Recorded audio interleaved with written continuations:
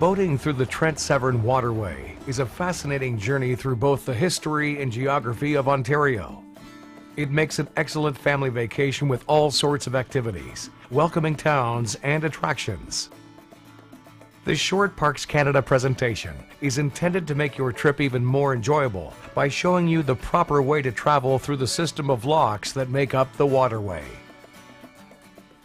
Following these instructions will ensure that your experience locking through will be safe and enjoyable. There are 4 basic steps to follow when locking through: approaching the lock, entering the lock, the procedure to follow once you are inside the lock chamber, and exiting the lock. Remember that you must obey any posted speed limits between locks or on the open water. You must slow your boat down to a no-wake speed when approaching a lock. There are several reasons for this. Excessive wake can erode the shoreline. It can also create dangerous conditions for lock staff and potentially cause damage to other boats docked at the approach to the lock. When approaching a lock, be aware that wind or currents may affect the control of your watercraft. Turbulence may be created below the lower gate of a lock, so stay alert for changing conditions. The area indicated by the painted blue line above and below each lock is the temporary holding area for boats wanting to lock through. Tie up here only if you intend to pass through the lock as soon as possible and the lock is not open. You may be directed to proceed directly into the lock chamber by locking staff. The lock staff has many duties to perform throughout their day. Please be patient if they are not able to lock you through immediately. It is important to remember that during the entire locking through process, you are under the direction of the lock operations staff. Please watch for their hand signals and listen for their verbal commands. Instructions are issued over a public address system at some locking stations. When directed by the locking staff, enter the lock straight and under control. At some locks, watch for the green light indicating that the lock chamber is clear to enter. This will illuminate when all watercraft have exited the lock. Use a paddle or boat hook to keep off the side of the lock.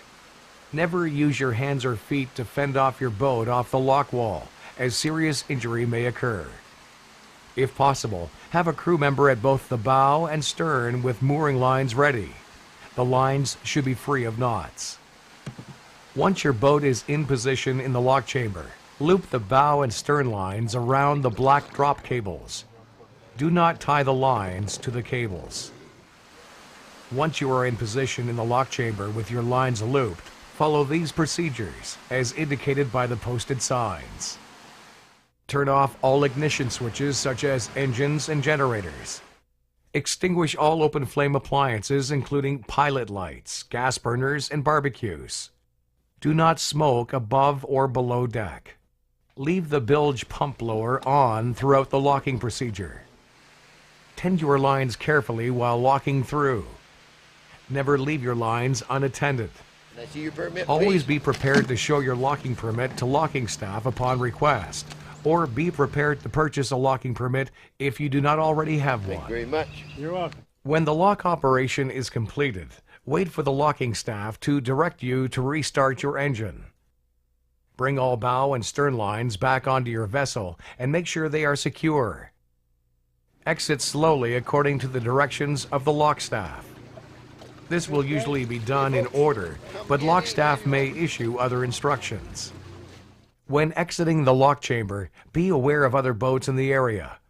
Also be aware that wind and currents can affect the control of your watercraft. Maintain control at all times. Certain locations on the Trent-Severn Waterway require you to follow special procedures. At swing bridges, wait until the bridge is fully open before proceeding. Travel slowly in single file, always giving way to vessels traveling downstream. Lock stations such as the Peterborough and Kirkfield lift locks, flight locks, and the Big Chute Marine Railway may have different locking procedures. Again, it is very important that you watch for and obey all signals and instructions from lock staff to ensure a safe lock through. You are also reminded to have all required safety equipment in place in case of an emergency. Following these few basic instructions will ensure that your journey down the Trent-Severn Waterway is safe and enjoyable.